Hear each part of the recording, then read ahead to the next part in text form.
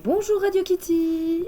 C'est encore moi pour vous présenter aujourd'hui une petite série que j'ai appréciée tout simplement. Alors je ne sais pas si vous connaissez Severance, je le prononce peut-être très très mal. En gros, ça a été réalisé en grande partie par Ben Stiller et je vais vous lire le speech. Severance, le cauchemar clinique du bureau dodo.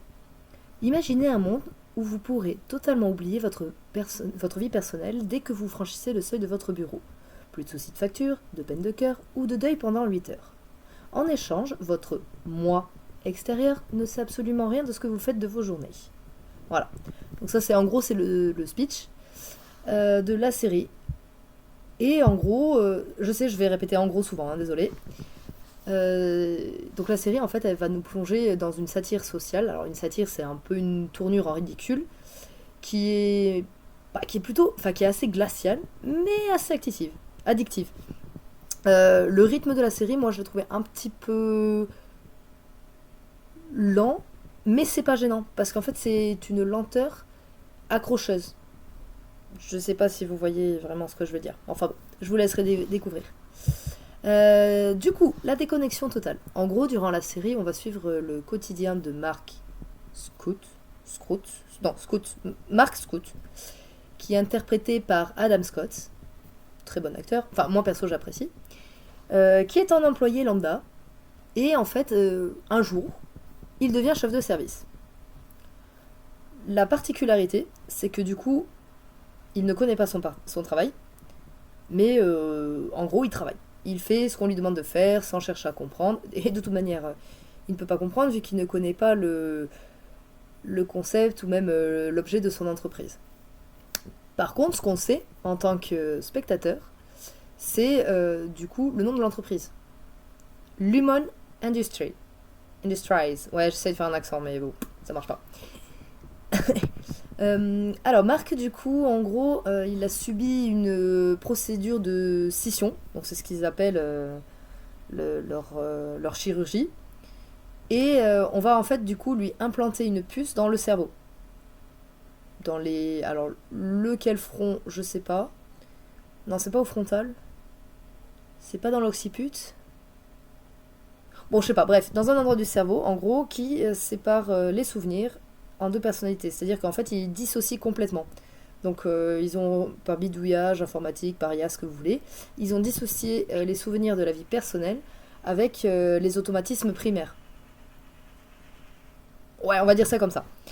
Et mais en gros, tu te retrouves avec vraiment deux personnalités. Donc, vraiment le Marc de la vie réelle, on va dire, et le Marc en dehors de la matrice, et le Marc dans la matrice. Donc celui qui travaille, qui bosse, qui sait pas qui il est, enfin voilà.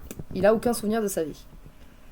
Moi je l'ai un petit peu associé avec Dr. Jekyll et Mr. Hyde dans la dissociation du personnage, mais en vrai dans la série c'est pas vraiment ça. T'en as pas un qui est méchant et l'autre qui est doux comme un agneau. Mais ça c'est voilà, c'est pour vous voyez un petit peu vraiment l'idée de séparation. Il y a le côté travail et le côté vie perso. Voilà, on va faire plus simple parce que bon, Junkie et Mr. Hyde c'est un peu plus complexe que ça. Voilà. Après, donc du coup, dans la série en fait, on commence directement avec ce qu'ils appellent l'INI. Donc en gros, c'est l'interne. Donc lui, il vit dans les sous-sols, il accomplit les tâches, il sait pas pourquoi il les fait, mais il les fait. Et ensuite, on découvre un petit peu son personnage de l'outil. Donc, outil O-U-T-I-E, donc qui est son externe. Et lui, ben, en gros, il sait pas dans quoi il a travaillé, il sait pas pourquoi il a travaillé, il connaît pas ses collègues, il connaît pas ses locaux, bref, il connaît rien de son travail. En revanche, il profite du salaire. Ça peut être cool. Enfin, après, voilà. En gros, la série, elle tourne un peu autour de ça. Est-ce que c'est intéressant de perdre ses souvenirs et d'être tranquille pour faire ton taf régulièrement, ou est-ce que c'est mieux au contraire de garder tes souvenirs et du coup la vie réelle te rattrape sur le travail, par exemple un deuil, déception amoureuse, galère de facture et ainsi de suite. Donc voilà, c'est un petit peu c'est ce que j'ai trouvé intéressant dans la série, c'est que vraiment tu te poses la question, mais est-ce que c'est bien? Est-ce que c'est... pas dans le sens moral, mais est-ce que c'est bien pour toi? Est-ce que ça suffit à être heureux? Enfin, voilà, c'est un petit peu tout ça. Voilà, voilà. Donc voilà, on va parler un petit peu de l'ambiance. Donc l'ambiance, elle est un peu flippante, mais elle est hyper bien pensée, hein. C'est vraiment... En gros, dans l'entreprise, tout est uniforme. C'est-à-dire que t'as pas un pet carré, quoi. C'est vraiment tout est régulier, c'est carré. Et c'est assez mystérieux. En gros, t'as des... Faut vraiment que j'arrête le en gros quand même.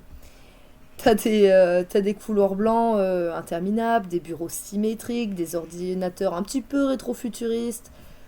Ça fait clairement un côté low-tech, ancienne, enfin low, technologie lente on va dire, parce que low Bon bref, c'est de la science-fiction, voilà, on va aller plus vite. Et bah voilà, il y a certaines personnes qui aiment bien quand c'est carré, c'est machin, etc. Et puis il y en a d'autres, tu vois, c'est un petit peu glauque, parce que justement tout est prévisible, ça manque de saveur, de couleur. Enfin, tu vois, c'est vraiment la cage, quoi. Dorée, mais une petite cage. Moi, perso, je l'ai vécu un peu comme une cage. Mais voilà, une cage dorée, parce qu'en soi, il t'arrive rien de mal. Genre, t'as des distributeurs à nourriture, t'as des distributeurs à boissons, t'as des toilettes qui sont propres, tout est clean, t'as pas un pet de poussière. Les ordi de travail, ils sont nickel, etc. Enfin, voilà, bah, c'est une façon, quoi. Ouais, c'est un peu cash parce que tu peux pas. Enfin, t'as très peu de décoration. La seule photo que t'es autorisé à avoir, c'est de la photo de ton équipe. Donc quand t'es au boulot, bah tu les connais donc t'es content. Ou pas, parce que si tu tombes sur des mauvais collègues, t'es pas dans la merde. Les manuels de l'entreprise avec les idées théologiques du créateur, enfin des fondateurs. Donc c'est vraiment ouais, une sorte d'endoctrinement, une sorte de. Ouais, c'est une cage. Pour moi, c'est une cage. Mais après, enfin voilà, tu es calme, tu bosses. Et alors, ce qui est intéressant, c'est que par contre, comme quoi le naturel revient au galop, si tu fais un écart, tu es très vite repris. Et en gros, enfin, les punitions, c'est. Ah, non, c'est sadique. En vrai, c'est sadique. En gros, enfin, par exemple, t'as une punition, bon, je vais pas vous spoiler, mais. Donc, arrêtez pendant 3 secondes. Voilà. La punition, en gros, tu dois réciter le texte des fondateurs, et en fait, il faut que ta voix, elle ait une intonation sincère. Et en fait, quand la machine, elle capte que ton intonation, elle est sincère, tu peux repartir. Donc, par exemple, le personnage d'Ellie, elle a fait, je crois, un score de. Enfin, elle a dû répéter le texte 350 fois, un truc comme ça, enfin, un gros chiffre, quoi. Jusqu'à ce que l'intonation de sa voix, elle soit pleine de remords. Enfin, je trouve ça un peu sadique parce qu'au final, bah, le personnage, c'est comme si tu le mets dans une cage. Enfin, tu l'enfermes, tu le nourris pas, tu le fais pas boire, tu lui donnes pas la lumière du jour.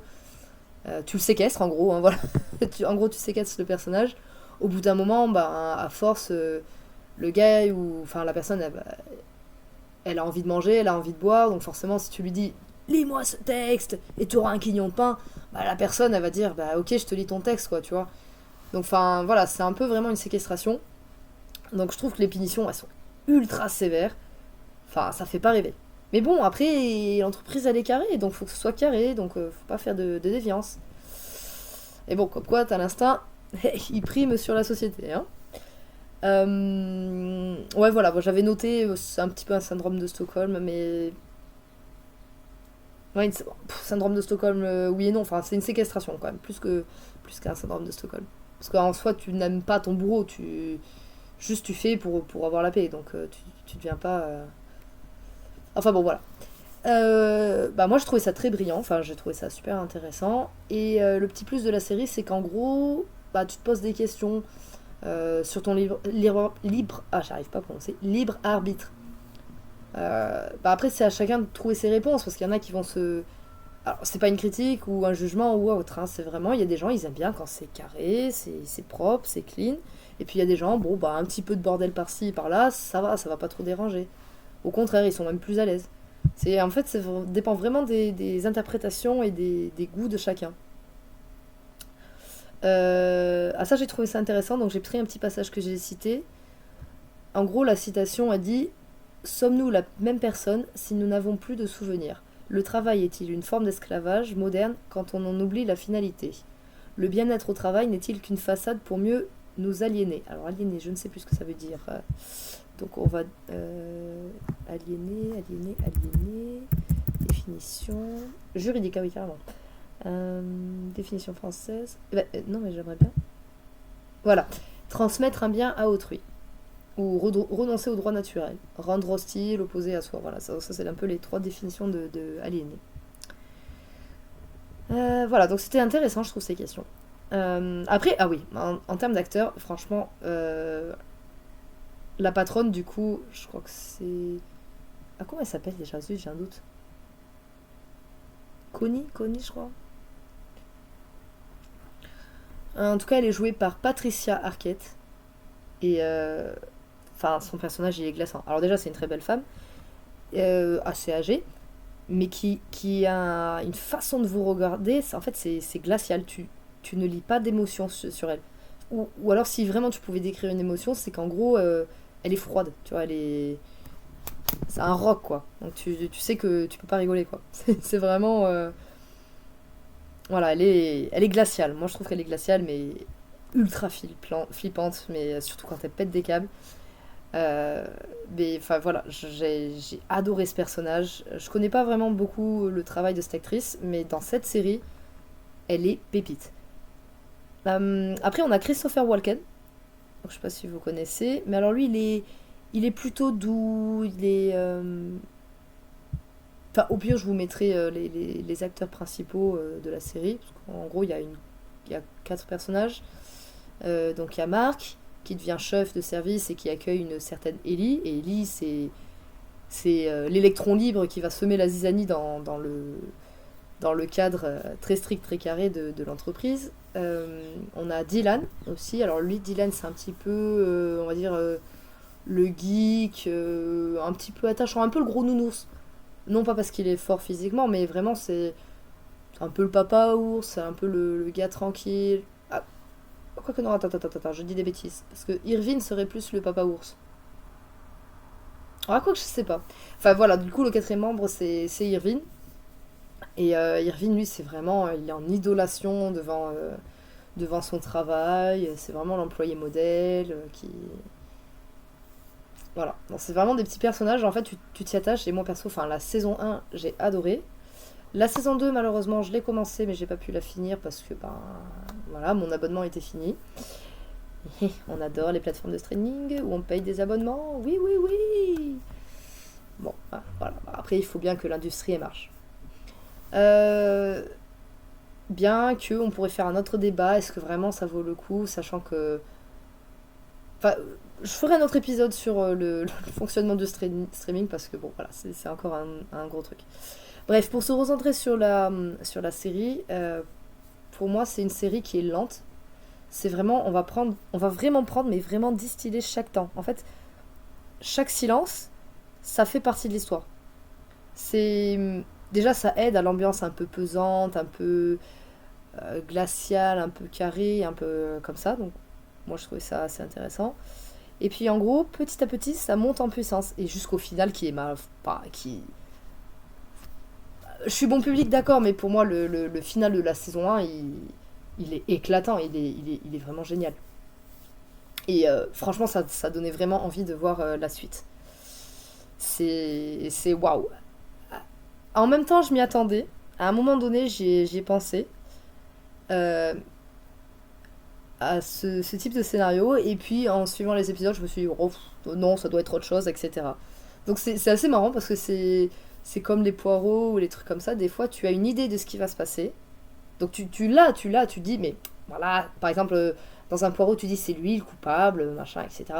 Et puis, en fait, tu vois, l'épisode il continue, alors que ce soit par écrit ou, ou dans la série, par exemple, avec David Suchet.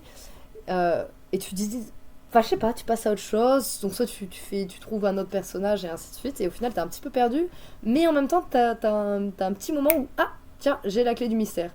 Et en fait, tu te fais écrabouiller par la série, et, et en fait, tu recommences à zéro, et puis au final, le dernier épisode, tu te dis, eh merde, je le savais, il y avait tellement de signes. Moi j'adore, franchement j'adore ce genre de truc parce que quand tu trouves le coupable de suite, bon, c'est nul quoi. Et encore que, enfin, il y en a qui jouent sur ça. Mais bon, là aussi, c'est un autre débat.